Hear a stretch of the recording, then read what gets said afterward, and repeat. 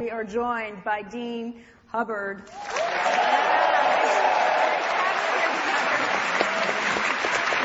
Hubbard, by the way, is not only the head of the business school here, he also happened to serve at the White House, where he was chairman of the Council of Economic Advisors. So this is a man who knows not only about what's happening in the economy, but also what's happening with these students. You talk to them all the time.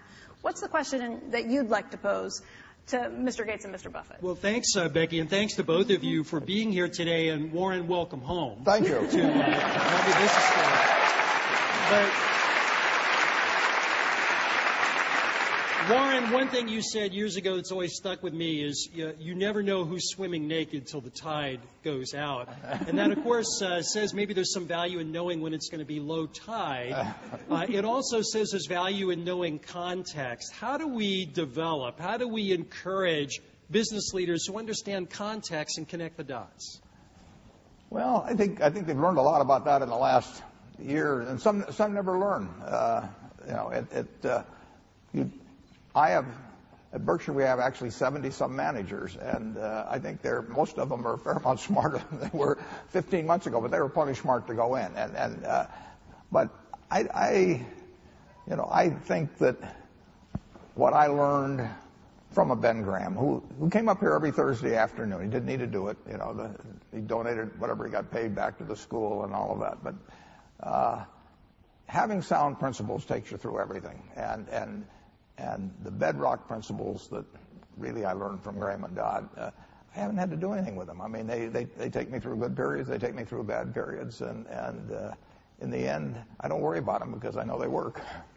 Bill, what do you think is the most important character for a business leader to have? Well, it's surprising that the fundamentals of business are pretty straightforward. You try to take more in an income than you spend in cost, and that's a pretty straightforward subtraction.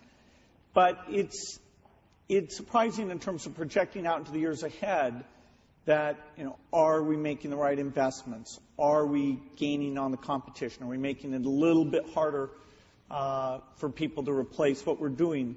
That kind of common sense, I guess you've got to develop it through experience.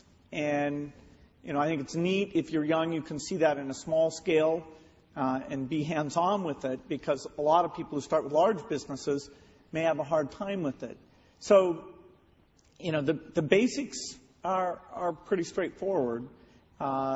Learning how it works and doesn't work in a variety of industries by reading a lot, I think that's something that comes with time, and a business school is an intense period where you can get ahead of the game. I send one message out every year and a half or 2 years to the managers. They get one letter from me every couple of years, and it says, run this business like it's the only business that your family can own for the next 100 years. You can't sell it, but every year, don't measure it by the earnings in that quarter of that year. Measure it by whether the moat around that business, what gives it competitive advantage over time, has widened or narrowed. And if you keep doing that for 100 years, it's going to work out very well. And then I tell them, basically, if the reason for doing something is everybody else is doing it, it's not good enough. I mean, if you have to use that as a reason, forget it. You haven't got a good reason for doing something, so never use that. Okay, let's get to some student questions.